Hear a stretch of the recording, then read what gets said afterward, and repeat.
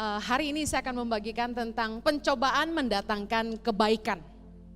Hari ini kebetulan saya punya kesempatan untuk berbicara bagi para leaders Tangan Pengharapan dari seluruh Indonesia.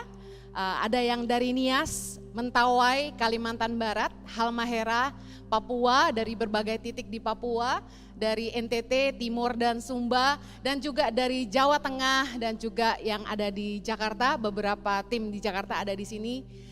Sebuah sukacita bisa ketemu mereka 1 tahun sekali ya, dan bersyukur kepada Tuhan meskipun di tengah-tengah pandemi kita masih bisa ketemu ya, meskipun tidak sebanyak biasanya karena kita masih menjaga protokol kesehatan dan juga protokol new normal supaya memastikan setiap peserta datang dan pulang dalam keadaan sehat. Ada sukacita? Suaranya boleh masuk, ada sukacita? Amin. Oke, hari ini saya akan share tentang persoalan mendatangkan kebaikan. Saya berdoa firman Tuhan yang saya sampaikan ini bisa membangun iman kita semua. Oke, saya mau tekankan dan ingin ingatkan kepada kita semua bahwa pencobaan itu bukan berasal dari Allah, tapi Tuhan mengizinkan pencobaan itu datang dalam hidup kita. Pencobaan bukan berasal dari Allah, tapi Allah mengizinkan kita dicobai dalam batas kemampuan kita. Saya tunjukkan ayatnya. Yang pertama dalam Yakobus 1 ayat 13. Kita baca sama-sama. Apabila seorang dicobai, janganlah ia berkata, pencobaan ini datang dari Allah. Sebab Allah tidak dapat dicobai oleh yang jahat, dan ia sendiri tidak mencobai siapapun. Saya selalu yakin, mau pandemi corona, mau masalah apapun dalam hidup kita, Tuhan tidak dengan sengaja mendatangkannya dalam hidup kita. Pencobaan itu tidak pernah berasal dari Allah. Tuhan tidak pernah melakukan yang buruk dan jahat kepada kita. Karena Tuhan itu mengasihi kita. Amin. Kalaupun Tuhan mengizinkan iblis mencobai kita, Tuhan memberikan perlindungan dan batas bahwa kita tidak akan dicobai melampaui kekuatan kita sebagai manusia. 1 Korintus 10 ayat 13, kita baca sama-sama. Pencobaan-pencobaan yang kamu alami ialah pencobaan-pencobaan biasa yang tidak melebihi kekuatan manusia. Sebab Allah setia dan karena itu ia tidak akan membiarkan kamu dicobai melampaui kekuatanmu. Pada waktu kamu dicobai, ia akan memberikan kepadamu jalan keluar sehingga kamu dapat menanggungnya. Katakan, saya dapat menanggungnya. Saya mau angkat kisah Ayub, di mana di kisah inilah sangat jelas apa sih yang terjadi sebenarnya dengan kita. Kenapa sampai kita mengalami banyak masalah, pergumulan, tantangan selama hidup kita. Kayaknya banyak banget, gak ada habisnya. Tantangan kita beda-beda. Ibu Ani mengalami tantangan kedukaan, ditinggal oleh suami tercinta. Saya mengalami kedukaan yang berbeda dan kalian semua mengalami masalah yang berbeda seperti dengan kami. Ayub menjadi salah satu gambaran kenapa Tuhan mengizinkan. Mari kita lihat sama-sama dalam Ayub 1 ayat yang ke-6. Sama-sama baca. Pada suatu hari datanglah anak-anak Allah menghadap Tuhan dan di antara mereka datanglah juga iblis. Maka bertanyalah Tuhan kepada iblis, dari mana engkau? Lalu jawab iblis kepada Tuhan, dari perjalanan mengelilingi dan menjelajah bumi. Lalu bertanyalah Tuhan kepada iblis, apakah engkau memperhatikan hambaku Ayub? Sebab tiada seorang pun di bumi seperti dia, yang demikian saleh dan jujur, yang takut akan Allah dan menjauhi kejahatan. Ayat 9. Lalu jawab iblis kepada Tuhan, apakah dengan tidak mendapat apa-apa Ayub takut akan Allah? Nah, ini yang menjadi tantangan iblis kepada Tuhan. Apakah kalau tidak mendapat apa-apa Ayub takut akan Allah? Mari bertanya kepada dirimu hari ini. Kalau doamu udah dijawab, apakah engkau takut akan Allah? Hari ini kalau engkau tidak mendapat apa-apa, apakah engkau akan tetap takut akan Allah? Saya percaya pencobaan itu diizinkan oleh Tuhan datang dalam hidup kita untuk menguji iman dan hati kita. Katakan amin. Karena kadang-kadang kita bersyukur kalau kita diberikan apa yang kita mau. Tapi apakah kita tetap bersyukur ketika kita tidak memperoleh apa yang kita inginkan? Jomblo nggak laku-laku, masih bersyukur nggak? Ricci udah nggak jomblo tahun ini, puji Tuhan. Ayub 1 ayat 10, iblis bilang gini sama Tuhan. Bukankah engkau yang membuat pagar sekeliling dia dan rumahnya serta segala yang dimilikinya? Apa yang dikerjakannya telah kau berkati dan apa yang dimilikinya makin bertambah di negeri itu. Ayat 11, iblis nantang Tuhan. Tetapi ulurkanlah tanganmu dan jamalah segala yang dipunyainya, ia pasti mengutuki engkau di hadapanmu. Bukankah kita sering begitu ya Grace ya? Ayat 12, maka firman Tuhan kepada iblis, nah segala yang dipunyainya, ini Tuhan yang ngomong, ada dalam kuasamu, hanya janganlah engkau mengulurkan tanganmu terhadap dirinya. Yakinlah Tuhan gak akan pernah membiarkan iblis mencobai kita melebihi batas kemampuan kita. Anak-anak Tuhan akan selalu dilindungi Tuhan, katakan amin. Kemudian pergilah iblis dari hadapan Tuhan. Saya percaya pencobaan itu bukan berasal dari Tuhan. Kalau ada yang tanya, Ibu Heni, apakah corona Tuhan yang datangkan? Saya bilang bukan. Tuhan tidak pernah mendatangkan kecelakaan. Tapi Tuhan mengizinkan kita diuji. Supaya kita mengerti seberapa murni hati kita mengasihi Tuhan. Apakah kita sungguh-sungguh punya iman? Iblis nantang Tuhan dan apa yang iblis sampaikan ini, itu benar.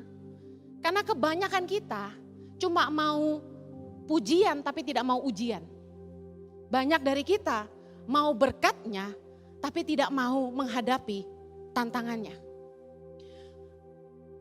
Tuhan mengizinkan kita diuji tapi iblis yang mencobai. Di Alkitab ini dalam terjemahan bahasa Indonesia, kata yang dipakai itu pencobaan. Tapi sebenarnya di beberapa ayat dalam bahasa aslinya tuh digunakan dua kata. Temptation, yaitu pencobaan, dan test, ujian. Yang dari Tuhan, yang diizinkan Tuhan adalah ujian, test. Tapi yang dari iblis adalah temptation, pencobaan. Makanya Yesus mengajar kita dalam doa Bapa kami, jauhkanlah kami dari segala pencobaan. Artinya apa? Supaya iblis jangan sampai mencoba kita. Saya ingin kita uji hati kita sendiri. Ketika iman dan ketaatan kita diuji kepada Tuhan oleh iblis, ya, apakah kita benar-benar masih bersyukur sama Tuhan kalau doa kita nggak dijawab? Apakah kita tetap percaya sama Tuhan kalau kita tidak diberkati? Saya mau bilang ini nggak gampang. Apakah kita tetap bersyukur waktu hidup kita pas-pasan? Saya ingin mengingatkan ada 5 hal yang Tuhan ingatkan. Reaksi kita di tengah-tengah pergumulan. Waktu pencobaan itu diizinkan terjadi dalam hidup kita. Ketika kita harus menghadapi padang gurun. Ketika kita harus menghadapi kesusahan, kesulitan, ujian, masalah. Ada peringatan yang Tuhan berikan. Mengacu kepada pengalaman Tuhan bersama bangsa Israel. Ada 5 hal yang Tuhan ingatkan dalam 1 Korintus 10 ayat 1-13. Kita gak akan baca semua.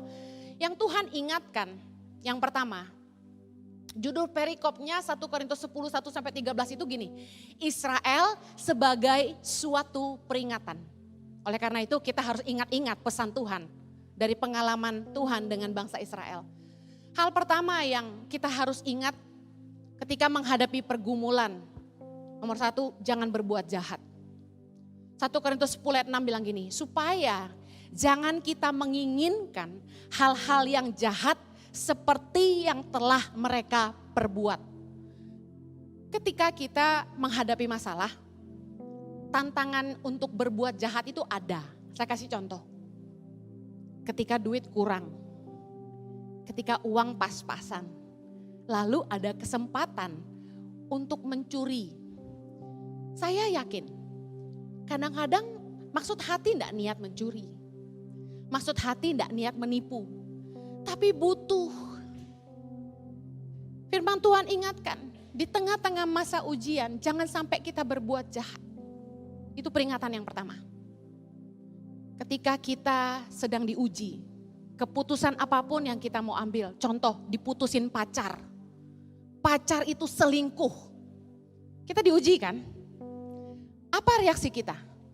Jangan berbuat jahat. Artinya apa? Jangan balas kejahatan dengan kejahatan. Relakan. Nggak perlu disantet. Ada orang join bisnis sama kita, kerjasama. Lalu nipu.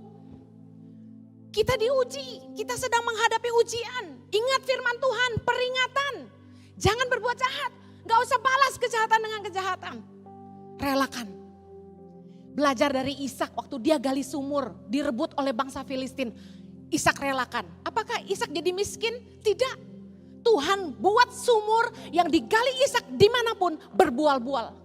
Saya mau kasih tahu, orang boleh curi apa yang menjadi bagian kita. Tapi penyertaan Tuhan tuh gak pernah pindah. Kalau sekali Tuhan mengikutimu, 1000 orang direbah di kanan kirimu. Saya mau kasih tahu, kamu akan tetap teguh berdiri karena Tuhan menyertaimu. Peringatan dalam menghadapi pergumulan yang kedua. Jangan lari kepada Allah lain. 1 Korintus 10 ayat 7. Supaya jangan kita menjadi penyembah-penyembah berhala sama seperti beberapa orang dari mereka. Kadang-kadang waktu doa kita nggak dijawab-jawab, kita ngerasa gini, Tuhan ada gak sih? Jangan-jangan gue salah nih percaya Tuhan. Mungkin kalian akan bilang gini, Ibu Heni aja yang imannya lemah, saya gak pernah. Oh ya? Berapa kali waktu masalah datang kita carinya teman bukan Tuhan.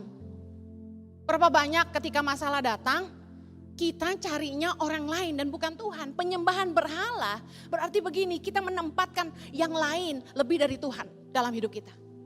Lebih ngandalin hamba Tuhan daripada Tuhan. Saya jujur, udah berkali-kali ngomong, kalau lagi bergumul punya masalah, jangan curhatnya ke hamba Tuhan. Kenapa? Belum tentu dia peduli sama hidupmu dan belum tentu nasihatnya yang terbaik buat kamu. Apalagi banyak orang yang suka ngejar-ngejar hamba Tuhan, udah tahu hamba Tuhannya jaim masih dikejar juga. Boleh saya minta waktu ketemu untuk cerita masalah saya? Dia tahu gak hamba Tuhan juga masalahnya banyak. Saya mau kasih tahu, saya dalam hidup saya gak pernah curhat. Mau ke teman, mau ke hamba Tuhan. Kalau saya kesel, saya ngomong aja. Misalnya keselnya sama siapa? Keselnya sama Krista. Saya ngomong aja sama Krista. Kenapa kamu gini. Selesai masalahnya. Ngapain curhat? Kalau kamu curhat ke orang lain, beritanya udah beda lagi nanti nyampenya. Saya kesal sama Tina sama Lina di rumah. Saya ngomong sama mereka. Sehingga masalahnya selesai, gak perlu lari-lari nangis-nangis ke orang. Pergumulannya berat sekali. Saya tiap kali punya masalah, saya lari ke Tuhan. Karena bagi saya gini, yang paling cinta saya cuma Tuhan. Yang paling ngerti saya cuma Tuhan. Yang mampu tolong saya cuma Tuhan. Kenapa lari ke manusia? Pelajaran dari bangsa Israel, ketika mereka menghadapi masalah di padang gurun, mereka bosan, mereka bergumul. Mereka malah sibuk kumpulin emas, bikin patung. Bukankah kita juga begitu? Saya gak tahu siapa berhala dalam hidup Anda. Tapi dengar baik, Allah kita Allah yang penjemburu. Di tengah persoalan selalu datang sama Tuhan. Yang berikutnya yang ketiga, peringatan dalam menghadapi pergumulan. Jangan tidak setia kepada Tuhan, kata firman Tuhan. 1 Korintus 10 ayat 8. Janganlah kita melakukan percabulan seperti yang dilakukan oleh beberapa orang dari mereka. Saya tuh kadang-kadang geleng-geleng. Kalau orang Kristen udah mulai curhat banyak masalah. Kemudian saya bilang gini, kerja apapun gak diberkati. Hidupnya penuh dengan misteri, selalu banyak masalah. Saya bilang gini, kamu hidup dalam dosa ya? Selesai. Karena gini, firman Tuhan jelas. Tangan Tuhan bukan kurang panjang untuk menolong, telinganya bukan kurang tajam untuk mendengar. Tapi yang memisahkan engkau dan Allahmu adalah dosa-dosamu. Ada pasangan pacaran, berantem terus. Berantemnya parah. Mau nikah tapi berantem terus. Ternyata ketahuan, udah kumpul kebo. Gak jaga kekudusan. Kalau orang pacaran udah gebuk-gebukan, pacaran udah kasar, pacaran udah gak ada nilai penghargaan. Saya langsung bilang gini, kamu gak jaga kekudusan. Karena efek dari dosa selalu membawa duka cita. Rumah tangga yang awal-awalnya itu penuh dengan pertengkaran, penuh dengan air mata, gak bahagia. Coba cek, waktu pacaran gak jaga kekudusan. Jadi anak-anak muda denger nih, banyak yang jomblo. Jangan asik-asik, esek-esek. Saya kasih tahu, bayar harganya nanti kalau nikah. Banyak orang yang gak jaga kekudusan waktu pacaran, nikahnya gak menemukan kepuasan. Selingkuh gak habis-habis akhirnya. Kalau kita mau diberkati Tuhan, hiduplah dalam kebenaran. Jangan hidup dalam percabulan. Yang keempat, peringatan dalam menghadapi pergumulan. Jangan mencobai Tuhan. 1 Korintus 10 ayat 9. Janganlah kita mencobai Tuhan seperti yang dilakukan oleh beberapa orang dari mereka. Mencobai Tuhan tuh gini. Saya diingatkan tentang Yesus. Dalam ujian, pencobaan yang dialami Yesus, dengar, kalau kita dicobai itu biasa. Karena Yesus pun dicobai. Ingat waktu Yesus puasa di padang gurun 40 hari, dibawa oleh Roh Kudus ke padang gurun, untuk dia apa? Dicobai oleh iblis, dibawa sama iblis ke 3 tempat. Ingat, salah satu pencobaan yang dilakukan oleh iblis kepada Yesus adalah Yesus dibawa ke atas bubungan bait Allah. Lalu Yesus disuruh terjun ke bawah dengan kata-kata gini, aku mendengar tentang engkau bahwa dia akan mengirimkan malaikatnya untuk menatang kakimu. Ayo terjun, pasti kamu selamat. Iblis tantang gitu. Saya mau kasih tahu gini, Yesus saya yakin punya ilmu terbang. Saya yakin kalaupun Yesus betul-betul terjun dari bubungan bait Allah, Yesus tidak akan celaka. Anda yang percaya angkat tangan sama saya. Kalau Yesus benar-benar terjun dari bubungan bait Allah. Apa sih yang sulit buat Yesus, benar gak?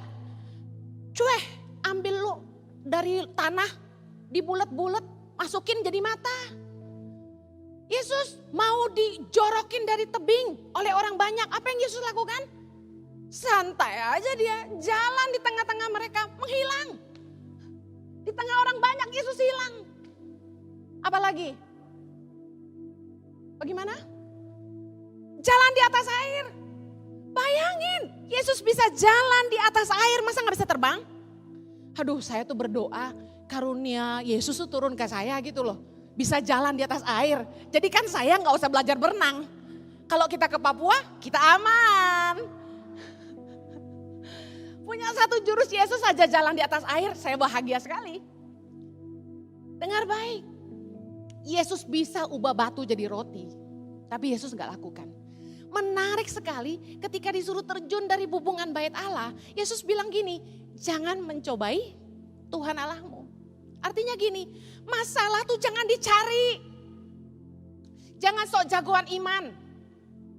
Orang Kristen zaman sekarang pakai kalung besar sekali. Saya mau kasih tahu, mau kalungmu sebesar apa bentuk salib, kalau kamu tidak jaga diri pasti kena COVID. Yakin enggak? Saya mau bilang, jangan tantang Tuhan. Ada yang menyepelekan protokol kesehatan, ada yang menyepelekan larangan pemerintah untuk tidak menjalankan ibadah. Tahu kan kecaman-kecaman orang-orang Kristen Farisi? Mana imanmu? Masa baru COVID aja udah gak ibadah? Cari Tuhan dong. Saya kasih kabar teman-teman, ada yang berani pergi onsite khotbah, kena corona. Jangan main-main, jangan mencobai Tuhan, ikuti aja aturan. Ada amin? Kalau kita lagi diuji, jangan malah mencobai. Jangan sok-sok nantang Tuhan. Tuhan, kalau engkau tidak bantu aku bayar hutangku, aku bunuh diri. Aku kalau jadi Tuhan bilang gini, bunuh diri aja. Jangan mencobai Tuhan. Tuhan, kalau umur 30 ini udah kawin-kawin, aku mati aja. Kira-kira kawin gak? Nikah sama kawin beda saudara. Udah, kalau lagi di pergumulan, jangan mencobai Tuhan. Udah tahu beda agama, udah tahu karakternya parah, udah tahu gak kenal dalam-dalamnya, udah tahu dia gak punya kerja. Kamu nekat demi cinta. Jangan mencobai Tuhan. Di tengah-tengah pergumulan cari pasangan, jangan sembarangan. Jangan mencobai Tuhan. Nanti Tuhan sanggup menyelamatkan kami dalam pernikahan. Ngimpi aja lo, pendeta aja banyak yang cerai. Jangan macam-macam. Peringatan dalam menghadapi pergumulan. Poin yang kelima, jangan bersungut-sungut tapi bersyukur. 1 Korintus 10 ayat 10 bilang, janganlah bersungut-sungut seperti yang dilakukan oleh beberapa orang dari mereka.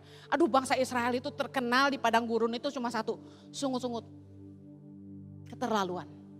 Tahu nggak sungut-sungutnya mereka apa? Mereka bilang gini, dalam Keluaran 14 ayat 12. Bukankah ini telah kami katakan kepadamu di Mesir? Marahin Musa. Kayak kalian gini marahin saya ceritanya. Bukankah ini telah kami katakan kepadamu di Mesir? Janganlah mengganggu kami dan biarlah kami bekerja pada orang Mesir. Sebab lebih baik bagi kami untuk bekerja pada orang Mesir daripada mati di padang gurun ini. Wih, Musa diamukin rakyat segitu banyaknya. Makanya Musa frustasi. Saya mulai ngerti jadi pemimpin itu tidak mudah. Frustasi bos. Punya bawahan tidak menghargai. Makanya Yesus sampai bilang gini. Memang nabi itu tidak dihargai di rumahnya sendiri. Cuma dihargai di mana-mana. Makanya kita lebih senang kemana-mana daripada di rumah sendiri. Haleluya. Bilangan 14 ayat 3 bilang gini. Mengapakah Tuhan membawa kami ke negeri ini supaya kami tewas oleh pedang dan istri serta anak-anak kami menjadi tawanan. Bukankah lebih baik kami pulang ke Mesir? Kalau saya jadi Tuhan ya. Bangsa Israel ini gue pites juga. Tapi benar ya, kebanyakan dari mereka enggak masuk tanda perjanjian kan. Saya bisa ngerti, tau gak? Kenapa ngerti? Kesel lah Tuhan sama orang-orang yang gak tahu diri. Di Mesir itu mereka itu sengsara. Di Mesir itu mereka disiksa. Ayatnya Keluaran 3 ayat 7. Dan Tuhan berfirman, aku telah memperhatikan dengan sungguh kesengsaraan umatku di tanah Mesir. Aku telah mendengar seruan mereka yang disebabkan oleh pengerah-pengerah mereka. Ya, aku mengetahui penderitaan mereka. Bangsa Israel itu kenapa diselamatkan Tuhan keluar dari Mesir? Karena mereka disiksa. Jadi budak rodi. Makanya Musa bangkit dan membunuh salah satu serdadu Mesir. Karena melindungi bangsa Israel. Keluaran 3 ayat 9. Sekarang seruan orang Israel itu telah sampai kepadaku, juga telah kulihat betapa kerasnya orang Mesir menindas mereka. Jadi keadaan bangsa Israel di Mesir tuh gak baik. Disiksa, ditindas. Bilangan 20 ayat 15. Bahwa nenek moyang kami pergi ke Mesir dan kami lama diam di Mesir. Dan kami dan nenek moyang kami diperlakukan dengan jahat oleh orang Mesir. Lah, di Mesir apa mereka baik keadaannya? Enggak. Tapi mereka bilang sama Musa, lebih baik kami kerja pada orang Mesir daripada mati di padang gurun. Padahal apa sih kesusahan mereka di padang gurun? Ya ampun. Ya ampun, secara waktu, tahukah bangsa Israel itu menderita di Mesir 430 tahun. Bandingannya 10%, mereka cuma sengsara di padang gurun 40 tahun. Di 40 tahun mereka di padang gurun itu, enggak ada apa-apanya dibandingin penderitaan mereka 430 tahun di Mesir. Di padang gurun mereka susahnya apa coba? Makanan terbatas. Mana dan burung puyuh. Bosan juga ya. Betul nggak? Berapa banyak kita yang mulai bosan? Gini-gini terus. Gak kaya-kaya gue. Too much complaints. Kita banyak kali mengeluh dengan keadaan kita. Gak ada bersyukurnya. Kita bilang, dulu waktu masih dunia. Kayaknya hidup lebih bahagia. Bebas bikin apa aja. Bisa nipu orang kita jadi kaya. Ikut Tuhan kita menderita, harus taat firman Tuhan, jaga kekudusan. Aduh, jadi orang Kristen cemen juga. Saya mau kasih tahu, keluhan-keluhan kita itu enggak masuk akal. Kok jadi budak dosa lebih bahagia daripada merdeka di dalam Allah. Sementara di padang gurun, Tuhan menyertai mereka dengan tiang awan, tiang api. Tuhan menyertai mereka dengan burung puyuh dan mana roti. Roti mana tuh pasti enak banget, saya kan suka roti. Mana tuh pasti roti terbaik di dunia. Bayangkan, gak ada rasa syukurnya. Kasut yang mereka pakai di kaki mereka tidak jadi rusak. Pakaian mereka tidak jadi rusak. Betapa setianya setianya Tuhan menyertai mereka. Ketika mereka harus berperang melawan bangsa-bangsa yang mereka hadapi selama 40 tahun itu, Tuhan menyertai mereka. Bangsa lain selalu kalah. Tapi tetap bangsa Israel mengeluh. Saya mau tutup dengan ini. Mengapa sih Tuhan mengizinkan kita mengalami pencobaan? Yang pertama, untuk merendahkan hati kita. Supaya kita itu belajar mengandalkan Allah. Kadang-kadang kita tuh terlalu sombong. Berpikir kita hebat. Berpikir kita jagoan. Ulangan 8, ayat yang kedua dan ketiga. Kita baca sama-sama. Ingatlah kepada seluruh perjalanan yang kau lakukan atas kehendak Tuhan Allahmu. Di padang gurun selama 40 tahun ini. Dengan maksud merendahkan hatimu. Dan mencobai engkau untuk mengetahui apa yang ada dalam hatimu. Yakni apakah engkau berpegang pada perintahnya atau tidak. Jadi ia merendahkan hatimu, membiarkan engkau lapar dan memberi engkau makan mana yang tidak kau kenal dan juga tidak dikenal oleh nenek moyangmu. Untuk membuat engkau mengerti bahwa manusia hidup bukan dari roti saja, tapi manusia hidup dari segala yang diucapkan Tuhan. Padang gurun mengajar bangsa Israel. Masalah mengajar kita supaya kita belajar rendah hati dan mengandalkan Tuhan. Saya percaya masa COVID-19 ini, masa pandemi ini telah mengajar kita satu hal. Kita pikir kita akan kekurangan. Kita pikir kita akan susah. Tapi bukankah Tuhan setia? Saya sudah cerita ini di beberapa khotbah saya. Dulu dengan sok gagah perkasa, saya terima jadwal undangan khotbah kemana-mana sampai gak ada berhentinya. Sampai kelelahan sendiri, sampai sakit sendiri masuk rumah sakit karena pinggang. Kena karena ngangkat koper terlalu berat. Saya dibilang sama suami saya, kalau kamu tidak terima pelayanan, nanti yayasan kekurangan dana. Jadi kamu harus bantu saya jualan merchandise kemana-mana. Sok pahlawan kami berdua. Pahlawan kesiangan, khotbah terus. Pagi siang malam. Pagi-pagi saya udah cantik, udah dandan. Staf doa saya lagi make up. Masih ingat teman-teman? Pergi khotbah. Pulang, makan siang sebentar, jalan lagi. Nanti malam, khotbah lagi. Sok jagoan, badan rontok, jiwa kering, hubungan rusak, sama anak gak ketemu, sama staf gak diurus. Hancur berantakan sebenarnya semuanya. Tapi sok jadi heroik. Nanti uang yayasan gak cukup, pergi dengan satu motivasi yang salah. Kita pikir kita bisa nolong Tuhan. Padang gurun mengajar kami, ketika pandemi datang, pelayanan terhenti, tidak bisa jualan lagi. Apakah kita susah? Tuhan membuktikan Dia setia. Pandemi ini mengajar saya khususnya, hidup mengandalkan Allah. Rendah hatilah Heni, yayasan ini ada bukan karena kamu. Uang yayasan itu ada bukan karena kamu. Tuhan tuh seolah mau ngajarin saya, aku ndak butuh kerja kerasmu. Tuhan cuma mau saya. He only wants me. Sebagai nabi yang Tuhan tunjuk buat pelayanan ini. Sudah seharusnya saya lebih banyak mendengar Tuhan daripada khotbah di jalanan. Saya akhirnya mengerti kehendak Tuhan justru di masa sulit ini. Padang gurun mengajarkan kita untuk rendah hati. Bukan karena kita hebat, bukan karena kita bisa kita ada hari ini.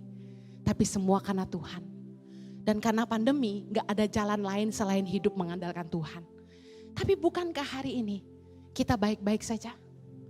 Bukankah Tuhan kita luar biasa? Katakan haleluya.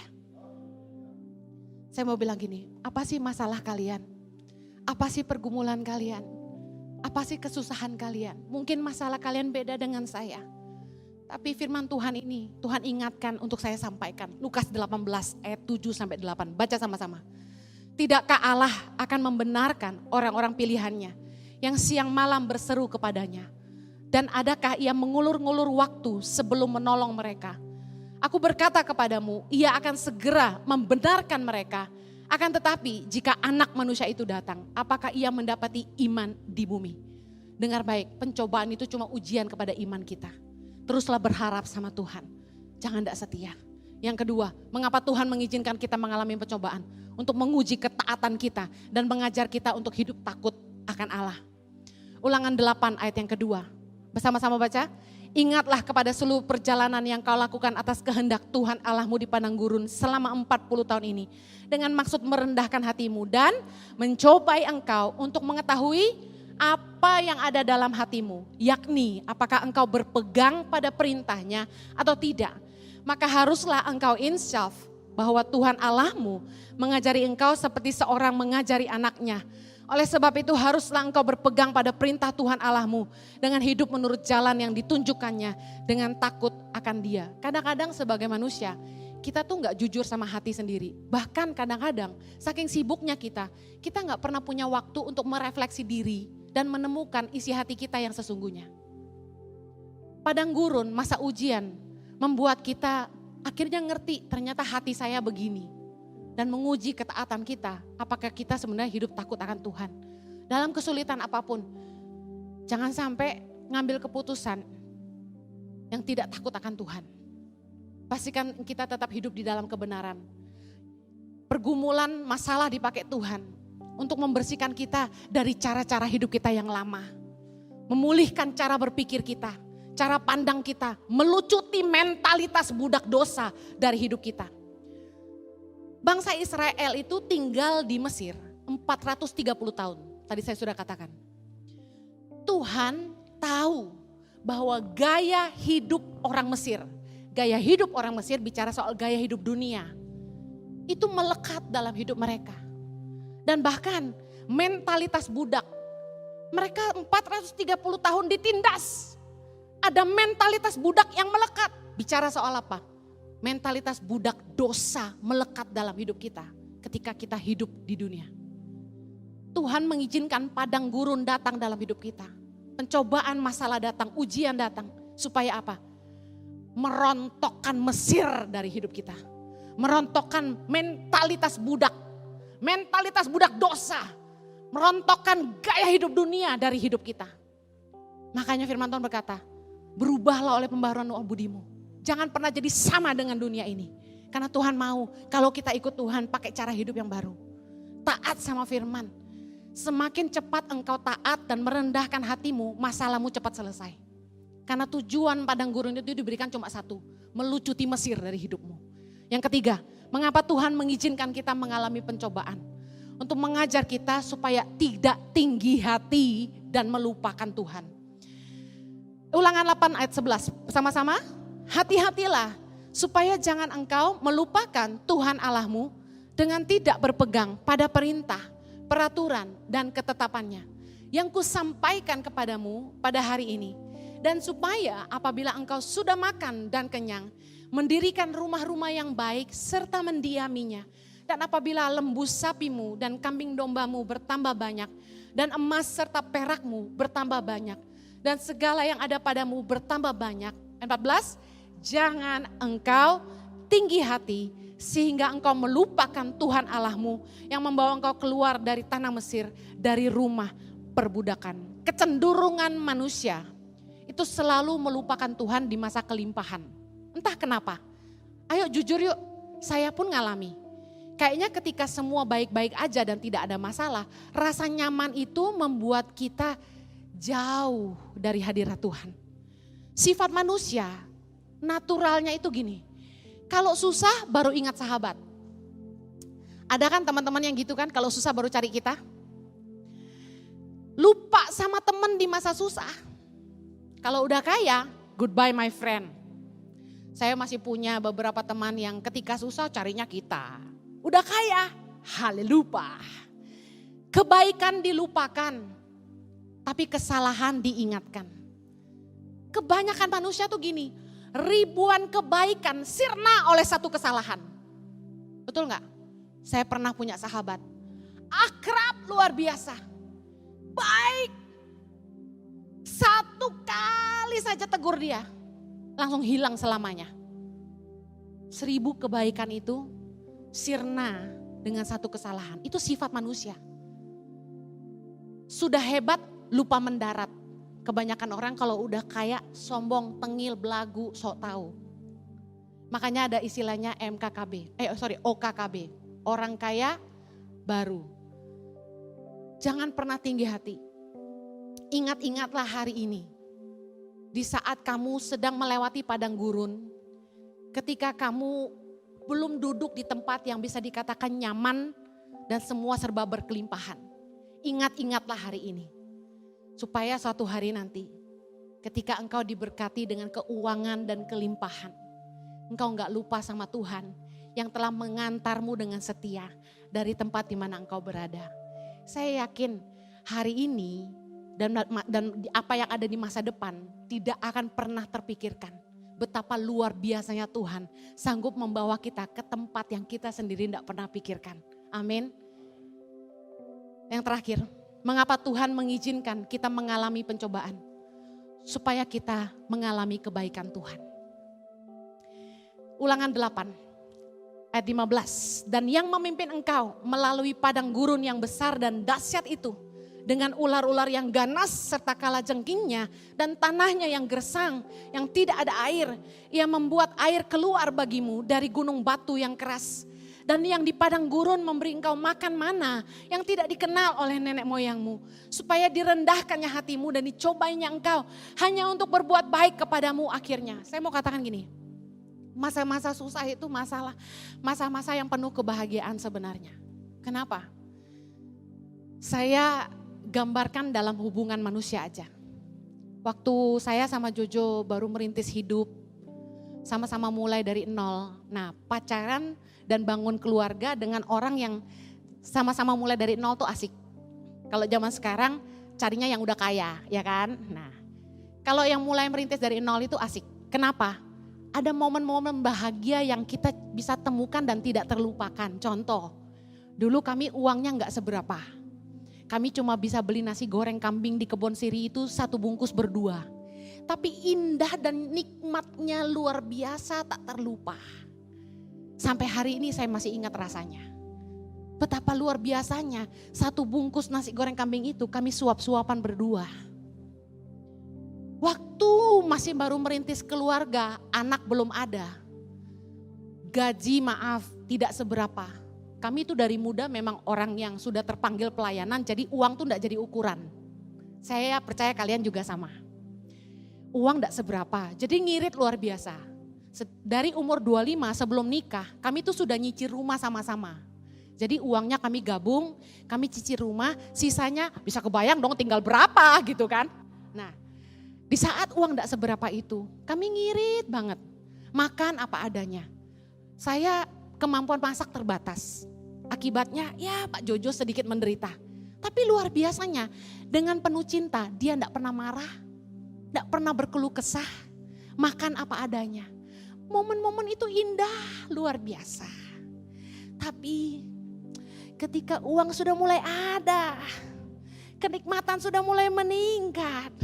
Kepedasan bisa marah. Jadi saya mau ingatkan gini. Di masa-masa susah, temukan kenikmatan-kenikmatan yang kamu tidak akan pernah lupa. Masa kesusahan adalah pengalaman dengan Tuhan yang tidak akan pernah terlupakan. Bagaimana Tuhan menolong saya melewati hari demi hari. Bisa bayar uang sekolah, tiba-tiba ada orang yang kasih uang gak tahu dari mana. Ngalami pertolongan Tuhan, gak pernah gak punya kerja sementara orang bergumul cari kerja, saya gak pernah gak punya kerja. Dapat favor dari Tuhan, gak punya uang buat liburan, bisa diundang pergi ke Amerika, pergi ke Israel, diundang. Jadi semua dibayarin. Dan ketika bisa duduk di pesawat yang mewah, kita kayak orang kampung lihat kanan kiri dan menikmati segala yang ada. Saya mau kasih tahu. Nikmati kemurahan Tuhan di masa-masa ini. Ketika kamu susah dan kamu mengalami kebaikan Tuhan, jangan berhenti mengecap dan berkata, terima kasih Tuhan. Kecaplah dan lihatnya betapa baiknya Tuhan itu. Amin, saya tutup. Saya mau bilang gini, makan paling nikmat itu justru saat kita kelaparan. Setuju dengan saya? Waktu lagi lapar banget, makan tuh jauh lebih nikmat. Sama. Pengalaman dengan Tuhan di masa kesusahan tidak pernah terlupakan. masa-masa kesesakan justru membuat kita menemukan pertolongan Tuhan. Kemustahilan membuat kita melihat mujizat Tuhan. Jangan takut sama masalah, jangan takut sama cobaan, jangan takut sama tantangan. Justru kita akan melihat tangan Tuhan bekerja dan menolong kita. Nikmatilah kuasanya bekerja dan mujizatnya nyata. Amin. Percayalah bahwa Tuhan itu gak akan pernah meninggalkan kita. Seperti Bapa yang sayang sama anaknya. Tuhan selalu mau yang terbaik buat kita. Sesulit apapun pergumulan yang kita lewati, kita cuma perlu berpegang kepada satu hal, bahwa Tuhan sayang kita. Kalau kamu ragu sama umurmu, Tuhan udah umur segini, kok gak ketemu jodoh juga. Jadi guru pedalaman di tangan pengharapan, punya pacar pun LDR Tuhan. Tapi tidak sedikit yang cinlok juga, haleluya. Amin. Tapi saya mau bilang gini, kalau kamu sungguh-sungguh hidup mengandalkan Tuhan, kamu sungguh-sungguh mengasihi Tuhan, bilang sama dirimu, Tuhan lebih peduli hidupku. Masakan dia ciptakan aku secantik ini buat jadi jomblo? Tapi kalau kamu percaya kepada kasih Tuhan, saya mau kasih tahu, jomblo pun untuk kebaikan. Saking percayanya sama Tuhan gitu loh. Mau jomblo, mau nikah, apapun keputusan Tuhan, itu yang terbaik buat kita. Percaya gak sama kasih Tuhan? Jangan lupa, pencobaan Tuhan izinkan terjadi untuk merendahkan hati supaya kita mengandalkan Tuhan. Pencobaan Tuhan izinkan untuk menguji ketaatan kita akan firman dan mengajar kita hidup takut akan Allah. Pencobaan mengajar kita untuk tidak tinggi hati dan melupakan Tuhan. Pencobaan membuat kita mengalami kebaikan Tuhan. Mari kita berdoa. Bapa di sorga, terima kasih untuk firman-Mu. Berdoa buat setiap umat-Mu yang mendengarkan firman Tuhan yang disampaikan Tuhan. Kalau ada mereka yang di tengah-tengah pergumulan, mereka insecure dengan masa depan mereka. Hamba-Mu berdoa agar mereka belajar mempercayai kasih-Mu bagi mereka. Bahwa Tuhan gak akan pernah meninggalkan mereka. Pencobaan-pencobaan yang kami alami gak akan pernah melebihi kemampuan kami. Karena Tuhan setia dan Tuhan pasti memberikan jalan keluar. Kami percaya Tuhan ada jawaban dalam atas doa-doa kami. Tuhan, hamba-Mu berdoa, jagai anak-anak-Mu, jauhi dari kejatuhan. Jauhkan dari pengambilan keputusan yang salah. Biarlah mereka hidup dalam takut akan Tuhan. Biarlah bibir mereka selalu penuh dengan ucapan syukur kepada Allah. Terima kasih Tuhan. Hamba-Mu percaya Engkau telah menyediakan yang terbaik buat masa depan mereka. Demi nama Yesus kami berdoa. Amen.